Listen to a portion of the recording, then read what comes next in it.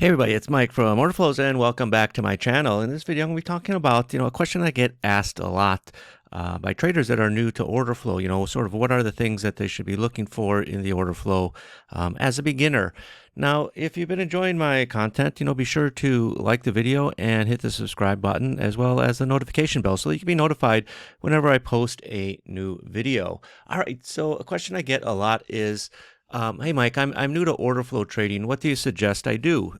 Well, there's a few things when you get started is first, get a good charting software that helps you see the important order flow going through the market. Now, there's a lot of debate that goes around with traders on what exactly is order flow. Don't get caught up in the semantics of it. For me, there's basically three ways I look at it. One, you have the depth of the market, right? The price ladder, where prices go up and, you're looking at, where the bids and offers are being placed in the market, as well as the inside market, the current bid and the offer. The second is sort of a derivation of that, which is the book map. Or some people call it a heat map, but the main software out there is book map, and it's a solid software. You're tracking market depth, right, which is sort of an offshoot of the price ladder, the depth of market, as well as the trades that go through. Now you're really looking at it on a very short-term basis with the book map. Almost on a trade-by-trade basis, and you're sort of looking for areas of heavy volume that's trading, aggressively, as well as, when a market's coming back towards a liquidity area, where there's volume in the book, resting liquidity. And the third type is the footprint chart, right? Which to me is what I base my trading decisions on. It's the record, if you would, of the actual trades that take place. And what the difference is in, say the footprint over the depth of market or even a book map is, really what you're focusing on with the footprint is actual trades, people getting into the market or people getting out of the market. At what price is it trading aggressively, or how is it being traded on the bid and the offer, right? You're looking at volumes traded on the bid and the offer. And to me, the reason why I find that more important than, say, a price ladder. Now, again, that is me. I know traders that trade with a book map are successful. I know traders that trade with a dome and they are successful. And as well as I know a lot of traders that trade a footprint and are successful. It's about taking the data that comes from the market, right, as opposed to strictly looking at a bar, a plain candlestick chart, where the market opened here, traded there, this was the high, this was the low, and this is where it closed. Okay, yeah, that's nice. You do want to know where the market opened and closed, but more importantly, you want to know how the market traded when it got down to a certain price. Okay, was the volume heavy? Was it light? Or was it just average, right? Because, markets exist. Markets were created to facilitate trade between, I hate to say buyers and sellers, but between, people that produced a commodity and people that need to use the commodity, for manufacturing, they're making goods with it. And, or people need to take the commodity and process it to make food. Those in the early days, those were, the markets, right? Eggs and butter and things. Now we still got the legacy markets, the agricultural products, things like that. But now, there's a whole slew of products, financial-based products. But why is, to me, a footprint important is because you're actually looking at people's commitments to the market, okay? Somebody getting into the market has to get out, right? They're committed to a position, right? And if the position starts moving away from them, they have to make a decision. Do they stay in it? Do they take more heat, or do they get out? Okay, and sometimes, you can see on a footprint where everybody is getting out, right? If a market is selling off, everybody's running for the exit sometimes, or if a market's rallying, everybody's looking to jump in on the bandwagon. So to me, that's why traded volume is more important as opposed to traders' intentions, which is what you see in the order book. Okay, now, people will throw stones at me, say, oh, you don't know what you're talking about. Okay, fine. That's what makes the market is there's a difference in opinion as to what matters to traders. I just know, I've started, back in the 90s on the trading floor. I left the trading floor when electronic trading, the old Globex system, Project A, NYMEX Access started up, to work off the floor with those systems. So I've watched the depth of market for decades, okay? And to me, it's nice to see, where there's liquidity. But at the end of the day, what to me is most important is how a market trades when it gets to price. So first, get good charting software that helps you see important order flow going through the market. And, like I just explained a little diatribe there about the importance of the footprint. And, I used to look at another party's footprint, years ago.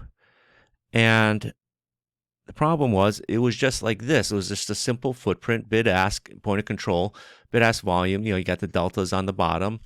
Okay, that was fine. That was basic. But there were certain things that I would look for in the order flow that I want to be highlighted to, and all this is, you can almost think of this as an Excel spreadsheet with, each cell having, a value, okay? And I know some people hate spreadsheets, but that's sort of how you got to look at it. And if you could highlight certain things on your chart, why not? Okay, so I found a programmer who understood order flow, right? Who understood a footprint chart, more importantly. And I said, hey, this is what I need the software to do. And we developed the Orderflows Trader software. We got a lot of tools on there, and I'm going to talk about some of the things that you can look at. But the second thing you're going to want to do is you're going to focus, especially if you're starting out, right? You want to focus on a slower moving market as opposed to one that moves fast like MNQ, NQ, or even ES and MES. There's a lot of volatility now. ES moves a lot differently now than it did 10 years ago when we were trading 1600, 1800. We're trading 6100. So there's a much more price movement. Back, just really quick here. Let's just pull up a chart. Where's my ES chart here? Okay, so this is an E-mini chart. Okay, look at this. This one bar itself has got a range of 6120. This is just right now 6120 and a half to 24. So basically, a 4-point move. This is a minute chart. Okay, in the old days, that would be something that would take place over 5 minutes. Here we got a bar at 9 o'clock when. After 9 o'clock, it went from 23 and a half, 23 and 3/4 down to 17. That's almost 7 points in 1 minute. Okay. So, markets move, and especially if you're on an MNQ or NQ, that there's can be a lot of volatility in those markets, and trying to, especially if you're new to order flow. Now, if you're experienced, okay, ES offers a lot of opportunities. MES, same thing, MNQ, NQ. But if you're new, right, the whole point is if you're new to order flow, focus on something that moves, a bit, I'll say slower, but has more methodical moves that it's a little bit easier for you to read the order flow. Okay, so I often suggest start with interest rates or currency futures if you're just starting out, because the last thing you want to be doing is getting into a position in a volatile market and getting stopped out 2 seconds later because just due to the inherent volatility of that market. And lastly, focus on just one or two things in the order flow to look at, as opposed to looking at every little nuance in the order flow. All right. And, our order flow trader, we have a lot of tools in there designed to help the trader look for certain nuances. And sometimes, traders will get hold of my software and they will add every single thing on here. You can see all the different tools we have: accumulation, distribution, align, point of control, buying, selling tails, delta breakouts, etc., delta tails, exhaustion prints. You don't need to add everything on at once, right? And try and decipher it. What I suggest that people do is choose one or two things and go from there. And what are those one or two things? Well, the first thing I tell traders to start with is exhaustion print, which is lack of trading volume at the edge of the bar. The second one is imbalance reversal, which is a crude sign of absorption or distribution taking place in a bar. It's not total absorption or total distribution, but it's what's taking place in that bar, right? That's going to give you clues as to what can happen next. All right, so let's just add those, find those two tools, Exhaustion Print and Imbalance Reversal. Okay, so right here, Exhaustion Print. Okay, so to enable it, you just click Exhaustion Print. Okay, Imbalance Reversal right here. To enable it, click Enable Imbalance Reversal. And you're going to see a bunch on here because it's looking for exhaustion in a bar or a reversal based off of the imbalance, okay? And people, depending on the market, especially like I just said, trade a calmer market like euro currency. But the problem is, one of the reasons why it's a little bit calmer is because it doesn't trade as much volume as, say, the ES. I mean, ES trades a boatload of volume. And volume-wise, it's inherently a lot less. You could see, some of these volumes, just not even 150 contracts, 146, 76, 154, 144. And if you're looking at an exhaustion print, what you're looking for is the volume at the edge of a red candle or the bottom of a green candle, top of a red, bottom of a green. Imbalance reversals, similar thing, only you're looking for reversal imbalances that signal potential absorption or distribution taking place. So that would be an imbalance at the bottom of a selling imbalance at the bottom of a green candle, or a buying imbalance at the top of a red candle. But again, just having that little nuance by itself to me isn't important, because especially if you're on a thinner market where you see here's 3, here's 2, right? These are exhaustion prints. Really what you're going to be looking for, right? And this is why I developed my software, because I wanted to be highlighted to these things, as soon as they take place. It's not just every time there's one, it's actionable. Really what you want to be looking at is when they take place at swing highs or swing lows. So I'm going to enable the swing filter on both of them. Enable swing filter, enable swing filter. And again, that's tied to what we call a swing period. Default is 5. You can change it from 5 to, say, 10 if you want. But I'll just keep it at 5 and just show you how it looks. And it's going to clean up the chart more, because, if, again, by definition, right, you're looking for a reversal and an imbalance reversal, technically you want to be looking for it after a move is taking place. And exhaustion, right, if you're looking for exhaustion in the market, you're going to be looking for exhaustion when? After a market has made a move up or down, right? So it's not anywhere it appears. Okay, so you can see right here, this is the exhaustion print, right? The 2 there. You got a little bit of a sell-off there. Just sort of go back. There's an exhaustion print. Just went up 1 tick, not much. Here's at 6 in the morning. Boom, boom. Just go back here. Here's one at 4:15. A little swing high, a little swing low. That's a nice move there. This is an imbalance reversal. Some just went a little bit higher. Here it went sideways. But again, if you're looking at exhaustion prints, right, which is volume related, you want to stick to the times where there's most volume, not at midnight. You'll be looking during the day, during the US hours, ideally. Here's a nice imbalance reversal right here, right, the 24. You can see how the market started going up, went sideways, kept going up till you got an imbalance reversal. Now, there are certain ways I like to trade these, okay? It's not, again, just because I have a swing high with an exhaustion print or a swing low with an imbalance reversal, automatically take it. I like to let the market take me in, right? I like to let the next bar start moving in that direction, right? This bar doesn't right here. So this is your exhaustion print. This is your next bar, and it just goes inside. So what do you think the chances are of this market going down and making a move if you've got an exhaustion print, right? You just had a nice move up. Then you get an exhaustion print here, right? So, okay, maybe this move's exhausted.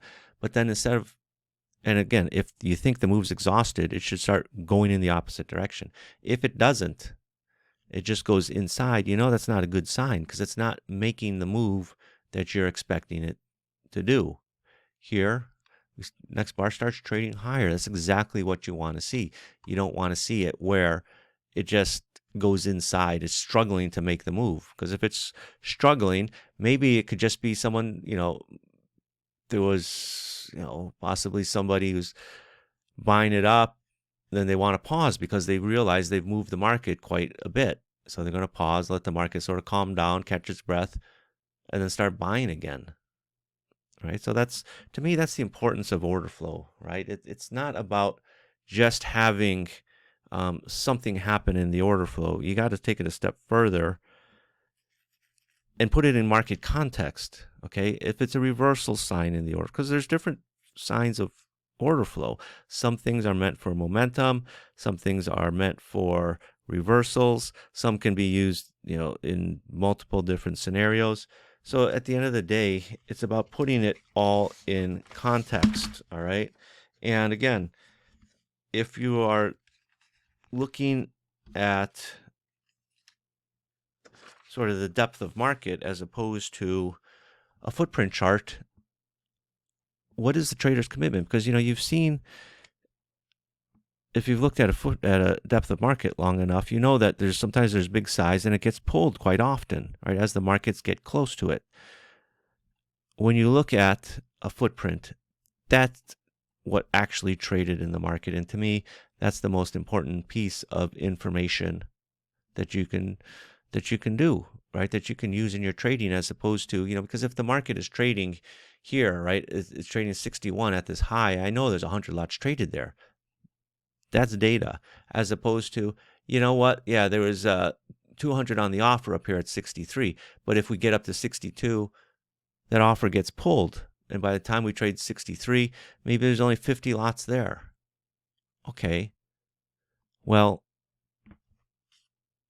is it important or not? Well, there was a seller there, but he left, right? So to me, I don't know. I just don't think it's valid, because again, I know that the exchanges, right? They have market makers, and market makers' job is to provide liquidity. So for me, seeing liquidity at a price away from the market, that's normal. But if I see a market trades a price and it does something, right? It either trades heavy volume or light volume. To me, that matters. And more importantly, watching how the market reacts to that volume that actually trades is important. All right, everyone. So hopefully, you got something useful out of this video, especially if you're a newer trader to order flow. And if you did, be sure to hit the like button. And again, if you haven't already, subscribe to the channel. Thanks, and I'll see you guys later. Take care.